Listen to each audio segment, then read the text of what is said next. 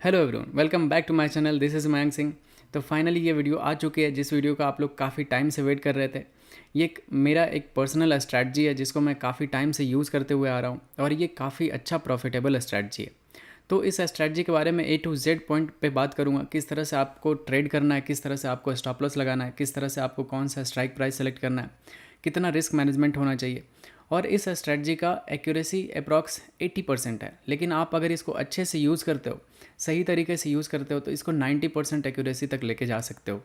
तो मैं इस स्ट्रैटेजी को तो 3-4 साल से यूज़ कर रहा हूँ और काफ़ी मज़ा आता है। इसमें सबसे अच्छी बात ये होती है ना कि इसमें स्टॉप लॉस बहुत ही छोटा रहता है और टारगेट आप 1:2, 1:3 भी ले सकते हो। काफ़ी अच्छा इसमें प्रॉफिट टारगेट मिलता है। तो बहुत सारे लोगों का डाउट रहता है कि यार स्कैल्पिंग होता क्या है। स्कैल्पिंग एक ऐसा तरीका है ट्रेडिंग का जिसमें अपन बहुत ही छोटे टाइम के लिए ट्रेड में रहते हैं और बहुत ही जल्दी क्विक प्रॉफिट कर लेते हैं या फिर तुरंत ही एग्जिट हो जाते हैं लॉस में, छोटे से लॉस में एग्जिट हो जाते हैं। इसको स्कैल्पिंग कहते हैं। एक होता है इंट्राडे ट्रेडिंग। उसमें होता है कि आप सुबह में ट्रेड लेते हो और ऑलमोस्ट 3 बजे के अराउंड तक आप अपने ट्रेड को होल्ड करते हो और उसके बाद उसको एग्जिट करते हो। तो अगर इंट्राडे करते हो तो उसमें क्या होता है नुकसान कि जितने भी रिटेलर्स होते हैं उनके पास कैपिटल कम होने की वजह से अगर आप इंट्राडे करोगे तो आप ऑप्शन बाई करोगे। ऑप्शन बाइंग में अगर गलती से भी मार्केट साइडवेज रहा, जैसा कि हमारा डेटा रहता है कि हमारा market almost 80 to 90% time sideways रहता है, बाकी बहुत ही कम टाइम ऐसा होता है जो ट्रेंड होता है, ठीक है। तो उसमें पैसा बनता है, लेकिन वो जब ट्रेंड होगा तो आप उस ट्रेंड को अच्छे से कैप्चर नहीं कर पाते हो और आपका लॉसेस होता है इंट्राडे में। तो इंट्राडे उन लोगों के लिए जिसके पास ज़्यादा कैपिटल है, जो लोग ऑप्शन सेलिंग करते हैं, उनको अच्छा पैसा मिलता है। और स्कैल्पिंग में क्या होता है कि जितने भी रिटेलर्स होते हैं उनके पास कम पैसा होता है, तो वो स्कैल्पिंग करके रेगुलर बेसिस पे डेली पैसा कमा सकते हैं। तो अगर अभी आपके पास टाइम नहीं हो तो वीडियो को ऐसे जल्दीबाजी में मत देखना, काफ़ी ज़्यादा इंपॉर्टेंट रहेगा वीडियो। तो वीडियो को लाइक करके छोड़ दो या फिर वॉच लेटर में ऐड कर दो, सो दैट आप बाद में अच्छे से कॉपी पेन के साथ देखना, तो आपको काफ़ी मज़ा आएगा और काफ़ी कुछ सीखने के लिए मिलेगा। तो ध्यान से देखना और इस स्ट्रैटेजी को अपने लाइफ में अडॉप्ट करने का कोशिश करना, क्योंकि मेरा मानना है कि आपका बिल्कुल करियर चेंज हो सकता है अगर आप इसको अच्छे से यूज़ करने के लिए सीख गए तो चलिए वीडियो को शुरू करते हैं। इस स्ट्रैटेजी में आपको 2 EMA लगाना है। सबसे पहले आपको क्लिक करना है इंडिकेटर पे और उसके बाद सर्च करना है EMA। इस तरह से सर्च होकर आएगा। जो फर्स्ट ऑप्शन आएगा मूविंग एवरेज एक्सपोनेंशियल, इस पे आपको 2 बार क्लिक करना है तो ये यहाँ पे ऐड होके आ जाएगा। इसका बाय डिफॉल्ट आपको लेंथ दिख रहा होगा 9, लेकिन एक का लेंथ आपको कर देना है 15। ठीक है, मैं बताऊंगा क्यों इस तरह से क्यों ज़्यादा यूजफुल होता है। तो आप अच्छे से ध्यान से देखो, बिना स्किप किए देखना, क्योंकि मैं मानता हूं कि आप इसको अच्छे से देखोगे तो आपका ट्रेडिंग करियर चेंज हो सकता है। तो आप यहाँ पे ऐड कर लेना, एक का कलर भी चेंज कर दो। तो हमें पता चल रहा है 2 EMA अलग अलग दिख रहा है। यहाँ पे जो पास पास चल रहा है प्राइस के वो है 9 EMA और थोड़ा जो दूर है वो है 15 EMA। तो 9 EMA का मतलब हुआ कि 9 कैंडल का एक्सपोनेंशियल मूविंग एवरेज लाइन है ये, ठीक है। और 15 EMA है 15 कैंडल का मूविंग एवरेज लाइन है ये। तो जब आप इसको ऐड कर लोगे तो उसके बाद आपको किस तरह से यूज करना है ये मैं आपको बताता हूँ। तो अब मैं आपको बताता हूँ किस तरह से आप इन दोनों EMA को यूज करके आप स्कैल्पिंग कर सकते हो। पहले ये बता देता हूँ कि कहाँ पे आपको ट्रेड नहीं करना है। जब भी EMA इस तरह से साइडवेज रहेगा, ठीक है, जब भी EMA फ्लैट रहेगा, आपको ट्रेड नहीं करना है। वहां पे आप स्कैल्पिंग करोगे तो बार बार आपका ऐसा हिट होगा। तो जब भी EMA का डायरेक्शन ऐसा होगा, ये 15 EMA रहेगा नीचे और 9 EMA रहेगा ऊपर, तो जब भी ऐसा रहेगा तो आप देखना एटलीस्ट इसका जो स्लोप होगा, जो ग्राउंड से ये जो डिग्री होता है ना, वो 30 डिग्री से एबव होना चाहिए। तभी आपका ट्रेंड पता चलता है कि हाँ ये बुल ट्रेंड में। और अगर डाउन साइड के लिए अगर EMA इस तरह से रहा, ठीक है, और मार्केट इस तरह से इधर ट्रेंड कर रहा होता है, तो इसका जो एंगल रहेगा वो 30 डिग्री, ये डाउन साइड के लिए मैं बता रहा हूँ, 30 डिग्री या फिर उससे बड़ा होना चाहिए, ठीक है। ऐसा अगर सिचुएशन आपको मिले तो आपको ये स्ट्रैटेजी को अच्छे से यूज़ करना है। अब मैं इसमें आपको बताता हूँ कि स्ट्राइक प्राइस और किस तरह से आपका एंट्री पॉइंट और एग्जिट पॉइंट क्या होना चाहिए। जब भी आप स्कैल्पिंग करोगे तो हमेशा आपको इन द मनी में रहना है, ITM ऑप्शंस में रहना है, ठीक है। ATM में भी रह सकते हो, लेकिन ज़्यादा अच्छा प्रॉफिट आपको ITM में रहेगा, इन द मनी में रहेगा। एट द मनी में भी ठीक ठाक रहेगा, लेकिन OTM बिल्कुल आपको अवॉइड करना है। इसमें आप अगर स्कैल्पिंग करते हो आपका बिल्कुल भी पैसा नहीं बनेगा, बिल्कुल भी नहीं बनेगा। तो आपको या तो ATM में रहना है बहुत ज़्यादा, तो या फिर आपको बिल्कुल अच्छा प्रॉफिटेबल रहना है तो हमेशा ITM में रहना है। मैं आपको एग्जाम्पल से बताता हूँ कि कितना ITM में रहना चाहिए या फिर कितना OTM में रहना चाहिए। सपोज कि ये 40,000 पे प्राइस चल रहा है बैंक निफ्टी का, ठीक है, और यहाँ पे आपका यहाँ पे एक सेटअप बन गया EMA पे, यहाँ पे आपको एंट्री कैंडल मिल रहा है। तो आपको इसमें किसका ऑप्शंस लेना चाहिए। सपोज कि यहाँ पे 40,100 चल रहा था, तो आपको हमेशा क्या करना है कि अगर आपको कॉल बाय करना है तो 40,000 का यहाँ से 100 पॉइंट नीचे का स्ट्राइक प्राइस सेलेक्ट कर लेना है कोई भी। तो यहाँ पे 40,000 का कॉल ऑप्शन आप यहाँ पे स्कैल्पिंग में बाय कर सकते हो और आपका जो एसएल रहेगा वो नीचे रहेगा। इस पर डिटेल में बात करूँगा कौन से कैंडल पे आपको एंट्री करना चाहिए, कौन से कैंडल पे एग्जिट करना चाहिए, कितना प्रॉफिट टारगेट तक आप वेट कर सकते हो, कब आपको ज़्यादा प्रॉफिट टारगेट तक वेट करना चाहिए, कब आपको छोटे टारगेट पे निकल जाना चाहिए। ठीक है, सब कुछ कवर करने वाला हूँ, तो ध्यान से देखना, स्किप मत करना वीडियो का एक भी पार्ट, नहीं तो आप वीडियो से कुछ सीख नहीं पाओगे। तो ये हमारा क्राइटेरिया हुआ, हमेशा आपको आईटीएम में रहना है। ठीक है, इससे बाहर निकलोगे आपका पैसा नहीं बनेगा ज़्यादा। ठीक है, एटीएम में फिर भी चलेगा। ऐसा मैं इस वजह से बोल रहा हूँ कि क्योंकि एटीएम का जो डेल्टा होता है 0.5 होता है और आईटीएम का 0.5 से 0.6 इस तरह से रहता है। तो इसमें जैसे सपोज कि अगर 100 पॉइंट मूव किया ना बैंक निफ्टी, तो आपका जो एटीएम का जो ऑप्शंस होगा वो 50 पॉइंट मूव करेगा। लेकिन 0.6 वाला जो रहेगा आईटीएम वाला, वो अगर बैंक निफ्टी 100 पॉइंट मूव किया तो आपको 60 पॉइंट का मोमेंटम आपको मिल जाएगा ऑप्शंस में। तो इस वजह से हम हमेशा आईटीएम में रहते हैं। एटीएम या ओटीएम थोड़ा सस्ता होता है, लेकिन सस्ता में नहीं आपको काम करना है। और इस स्ट्रेटजी में आपको एक और बात बता देता हूँ कि इसमें कम से कम आपके पास जो कैपिटल होना चाहिए वो 25 to 30 के होना चाहिए। अदरवाइज इसमें आप प्रॉफिट नहीं निकाल पाओगे, क्योंकि आपका साइकोलॉजी खराब हो जाएगा और आप अच्छे से प्रॉफिट के लिए वेट नहीं कर पाओगे। बार बार आपका एसएल हिट होगा, आपका अकाउंट धीरे धीरे कम जाएगा। ठीक है, तो इस चीज़ों को आप ध्यान रखना। कम से कम आपके पास 25 से 30 हज़ार होगा तो आप अच्छे से इसमें ट्रेड कर सकते हो। तो ये हमारा पूरा क्राइटेरिया था, किस तरह से आपको कौन सा स्ट्राइक प्राइस सेलेक्ट करना है। अब मैं आपको बताता हूँ कि इसमें रिस्क मैनेजमेंट और एंट्री पॉइंट और एग्जिट पॉइंट क्या होना चाहिए। इस स्ट्रेटजी का सबसे खास पॉइंट जो होता है ना, कि इसमें हमारा स्टॉप लॉस बहुत ही छोटा होता है। जैसे सपोज हमने बाय पे एंटर किया, ठीक है, अगर इस कैंडल पे बाय पे एंटर किया तो हमारा जो स्टॉप लॉस रहेगा वो जस्ट इस कैंडल के लो का रहता है। तो इसमें हमारा स्टॉप लॉस बहुत ही छोटा होता है, अपन ज़्यादा देर इस ट्रेड में रहते नहीं है, या फिर ये छोटा सा एसएल ले लेते हैं या फिर हम दुगना प्रॉफिट इसमें ले लेते हैं, ऐसा होता है। इस तरह से ये स्कैल्पिंग स्ट्रेटजी काम करता है। तो इस वजह से ये हमारे हेल्थ के लिए भी बहुत अच्छा है। अगर आप ट्रेडर हो तो आपको पता होगा कि एक ट्रेडर कितना ज़्यादा हेल्थ इश्यूज फेस करता है, हमेशा माइंड साइकोलॉजी डिस्टर्ब रहता है, हार्ट का प्रॉब्लम होता है। इस वजह से ये स्कैल्पिंग में ना ज़्यादा देर अगर आप ट्रेड में नहीं रहते हो तो ये दोनों समस्या से आप बच जाओगे। तो अब मैं बताता हूँ कि इसका एंट्री क्राइटेरिया और एग्जिट क्राइटेरिया क्या क्या होना चाहिए, तो ध्यान से देखना। तो अब मैं बताता हूँ आपको कि जब भी आपको बाइंग ट्रेड दिख रहा होता है तो आपको कौन से कैंडल में एंट्री करना चाहिए, कौन से कैंडल को अवॉइड करना चाहिए। आपको मैं 3 कैंडल बताता हूँ जब भी बाइंग के लिए होगा तो किस तरह का कैंडल पे आपको एंटर करना है। जब भी आपका इस तरह का कैंडल आपको दिखे, ठीक है, इस तरह का कैंडल दिखे, बिल्कुल पिन बार कैंडल या फिर फुल बॉडी कैंडल, नीचे से हल्का वीक होना चाहिए, या फिर बिग बार कैंडल, ठीक है, ये 3 कैंडल जब भी आपको दिखे ईएमए पे या फिर ईएमए को नीचे से क्रॉस करता हुआ और ईएमए का डायरेक्शन इस तरह से ऊपर की तरफ रहेगा, तो आपको इस कैंडल पे हाई पे एंटर करना है, यहाँ पे एंटर करना है, यहाँ पे एंटर करना है। जब भी इस कैंडल के हाई पे बाय करोगे तो उस कैंडल के लो का एसएल रख के आपको ट्रेड करना है। आप देखोगे कि जैसे ही आप एंटर करोगे मोमेंटम में आपको अच्छा टारगेट देगा या फिर आपका एसएल हिट कर देगा। तो ये 3 कैंडल आपको ध्यान में रखना। मैं आपको चार्ट पे भी दिखा देता हूँ ये तीनों कैंडल को, ताकि आप अच्छे से इसको ऑब्जर्व कर सको। तो देखो, सबसे पहला जो कैंडल रहेगा वो रहेगा हमारा ये पिन बार कैंडल। आप देखो इस कैंडल को देखो, कितना अच्छा पिन बार कैंडल है। दूसरा कैंडल आपको दिखाता हूँ, ये कैंडल हो गया बिग बॉडी कैंडल, ठीक है, मतलब नीचे से थोड़ा सा विक्स है, मतलब अच्छा बुलिश कैंडल इसको माना जाता है। ये बुलिश इंगल्फिंग कैंडल भी है क्योंकि ये प्रीवियस कैंडल को अपने अंदर इंगल्फ कर रहा है। और थर्ड कैंडल आपको दिखाता हूँ, तो ये होता है हमारे लिए थर्ड एंट्री कैंडल, अच्छा बड़ा बॉडी बना हुआ है। तो इस कैंडल पे आपको एंटर करना है। 3 एंट्री कैंडल बाइंग के लिए मैंने बता दिया। सेलिंग के लिए जस्ट इसका अपोजिट 3 कैंडल आपको फाइंड आउट करना है, बिल्कुल 3 अपोजिट कैंडल। तो बाइंग के लिए ये 3 कैंडल आपको देखना है। और मैं बताता हूँ आपको अब एंट्री और आपका टारगेट क्या होना चाहिए। अगर आप अभी ट्रेडिंग स्टार्ट किए हो, कुछ महीने हुए हैं आपको ट्रेडिंग करते हुए, तो आपको चार्ट सेलेक्ट करना है 5 मिनट का। जैसे जैसे आप इसमें एक्सपर्ट होना उस तरह से आप टाइम को रिड्यूस कर देना। तो सबसे पहले आप देखोगे अभी ईएमए बिल्कुल फ्लैट है, और उसके बाद जैसे ही चार्ट आगे बढ़ेगा मैं आपको बताऊँगा, देखोगे धीरे धीरे ये कैंडल, ये चार्ट का डायरेक्शन पूरा मुड़ चुका है और ये ट्रेंडिंग होता हुआ दिख रहा है आपको।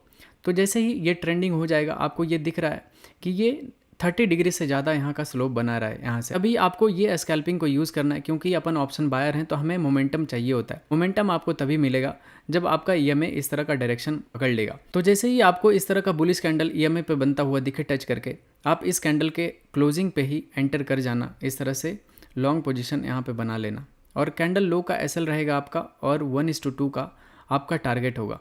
तो 1:2 का टारगेट इस तरह से आप बनाना, और उसके बाद आप देखना ये आपको काफ़ी तेज़ी से मोमेंटम में आपको टारगेट देगा, ठीक है। तो ये काफ़ी तेज़ी से मोमेंटम आता है और आपके डायरेक्शन में मूव करेगा, क्योंकि आप देखोगे जहाँ से आपने एंटर किया कभी भी आपके प्राइस से नीचे नहीं आया। तो इस तरह से हमें बाइंग ट्रेड में देखना चाहिए। ये पहला सिनारियो था। दिखाता हूँ सेकंड कैंडल आपको किस तरह से आप एंटर करते हो। सेकंड एंट्री कैंडल देखो, आप अभी देखोगे ईएमए ट्रेंडिंग था, साइडवेज हुआ है, फिर से यहाँ से ये देखोगे, यहाँ से जैसे ही मोमेंटम आना शुरू हुआ, ठीक है, ये देखोगे ईएमए का डायरेक्शन बदलता हुआ दिख रहा है, फिर से ये अपने ओरिजिनल ट्रेंड में जाता हुआ दिख रहा है और उसके बाद ये एक पुल बैक आ रहा है। तो पुल बैक आएगा और ईएमए पे जैसे ही एक बुलिश कैंडल दिखेगा, ये देखोगे ये बड़ा सा बुलिश कैंडल ये जब बना था, आपको इस पर एंट्री करना है। इस तरह के कैंडल पे आपको एंट्री करना है और इसमें भी आपका जो एंट्री के बाद आपका स्टॉप लॉस होगा वो कैंडल लो का होगा और इसमें भी आपको 1:2 का टारगेट बनाना है। उसके बाद देखोगे कि ये आपका 1 गो में आपका टारगेट हिट कर देगा। तो हमारा ये दूसरा एंट्री कैंडल था। तीसरा एंट्री कैंडल आपको दिखाता हूँ। तो यहाँ पे देखोगे हमारा ईएमए अप ट्रेंड में है और उसके बाद ये नीचे क्रॉस कर रहा है कैंडल, ठीक है।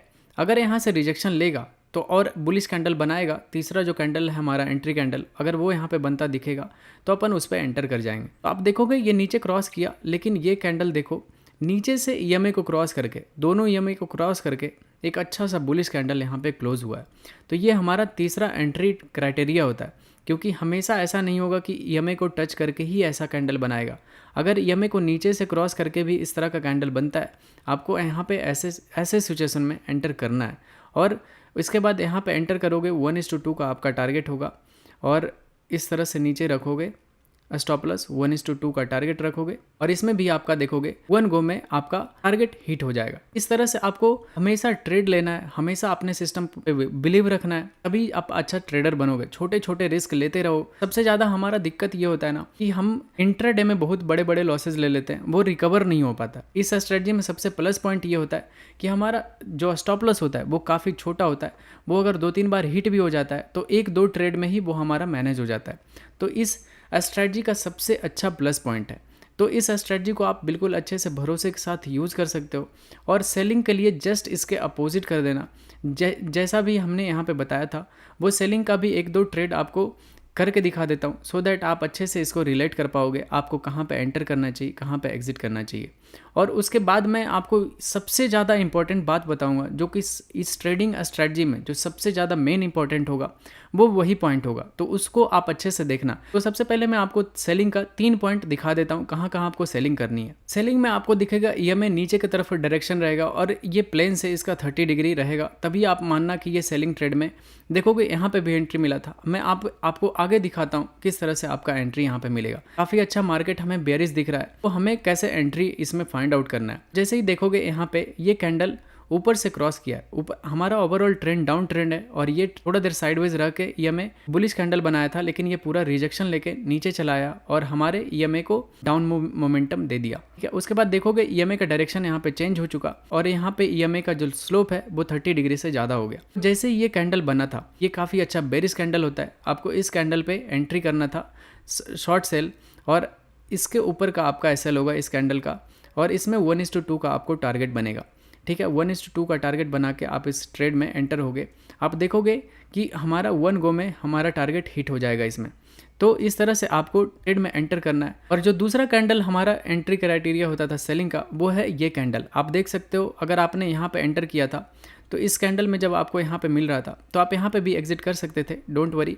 आपको बस एक भी रिवर्सल कैंडल का वेट नहीं करना है, क्योंकि आप स्कैल्पिंग कर रहे हो। अगर इतना बड़ा रेड कैंडल अगर ग्रीन में कन्वर्ट होता हुआ दिखे तो आपको वहाँ से निकलना चाहिए, फिर आपको दोबारा एंट्री कर लेना चाहिए था। जैसे आप इसमें एग्जिट करते और आपका जो दूसरा एंट्री होता ये रिटेस्ट किया और फिर से ईएमए को टच करके ये बेरिश कैंडल बना था, आपका फिर से यहाँ पे एंट्री बन जाता सेलिंग ट्रेड का। यहाँ पे आप शॉर्ट करते, कैंडल हाई का एसएल रहता आपका और 1:2 का आपका टारगेट बन जाता, आप इसमें ट्रेड में एंटर कर सकते थे। तो इस तरह से आपको मोमेंटम में काफ़ी अच्छा ट्रेड मिल जाता, ठीक है। इस तरह से आपको ट्रेड मिलता है। इसको अच्छे से बैक टेस्ट करना, मैं तो काफ़ी टाइम से बैक टेस्ट करते हुए आ रहा हूँ, मैं काफ़ी ट्रेड भी इस पर करता हूँ, लाइव मार्केट में आपको ट्रेड करके दिखाता हूँ।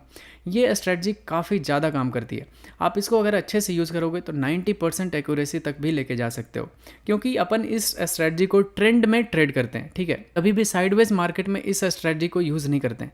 इस जगह पे, ऐसे जगह पे यूज़ नहीं करते हम, हमेशा ऐसे जगह पे यूज़ करते हैं, ऐसे जगह पे यूज़ करते हैं ताकि हमारा जो विनिंग प्रोबेबिलिटी हो वो काफ़ी ज़्यादा हाई हो। ऐसे जगह पे यूज़ करते हैं। देखोगे यहाँ पे भी बना, सेलिंग आया, कितना मोमेंटम कैंडल यहाँ पे बनता हुआ दिखाता। तो आप जाके बैक टेस्ट करना इस स्ट्रेटजी को। मैं तो काफ़ी टाइम से कर रहा हूँ। आपको 10 में से मिनिमम 8 बार 7 बार इसमें बहुत अच्छा टारगेट देगा, बड़ा बड़ा टारगेट देगा। एक एक कैंडल में आपको अच्छा टारगेट दे के चला जाएगा। तो अब जो सबसे ज़्यादा मेन इंपॉर्टेंट बात है इस स्ट्रेटजी में, जो कि आपको ध्यान में रखना है, वो है कि आप कभी भी इस स्ट्रेटजी को निफ्टी या फिर बैंक निफ्टी, हमेशा दोनों को अलग अलग यूज़ नहीं कर सकते। जब भी आप स्कैल्पिंग करना तो साइड बाय साइड आपके पास 2 स्क्रीन होना चाहिए इस तरह का। आप इस तरह से दोनों स्क्रीन को लगा के रखना और दोनों में एक तरफ बैंक निफ्टी होना चाहिए और एक तरफ निफ्टी होना चाहिए। तो इसमें क्या क्या अवॉइड करना है ये मैं आपको बताता हूँ। क्योंकि आप अगर सिंगल चार्ट पे यूज़ करोगे ना, सिर्फ अगर निफ्टी को यूज़ करते हो, बैंक निफ्टी को इग्नोर कर देते हो, तो आपका कहीं ना कहीं एक्यूरेसी थोड़ा सा कम जाएगा। लेकिन अगर आप दोनों को एक साथ मिला के यूज़ करोगे, निफ्टी और बैंक निफ्टी को, इसमें आप काफ़ी ज़्यादा प्रॉफिटेबल होगे। मैं बताता हूँ कि इसमें बैंक निफ्टी और निफ्टी को किस तरह से यूज़ करना है। सपोज़ कि आपको इस जगह पे सेलिंग ट्रेड निफ्टी में मिल रहा है, यहाँ पे स्कैल्पिंग ट्रेड मिल रहा है, ठीक है। लेकिन अगर बैंक निफ्टी कहीं सपोर्ट लेवल पे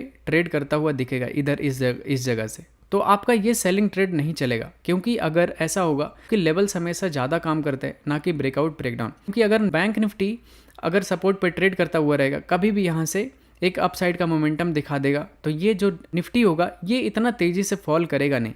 तो आपको सेलिंग में अवॉइड करना है क्या, कि बैंक निफ्टी हमारा, अगर बैंक निफ्टी में करते हो तो आप जस्ट उल्टा करना, अगर निफ्टी में करते हो तो उसके लिए मैं बता रहा हूँ कि निफ्टी में करते हो तो कभी भी अगर सेलिंग ट्रेड आपको निफ्टी में मिल रहा है, तो बैंक निफ्टी में कभी भी बैंक निफ्टी अपने सपोर्ट पे ट्रेड करता हुआ ना रहे।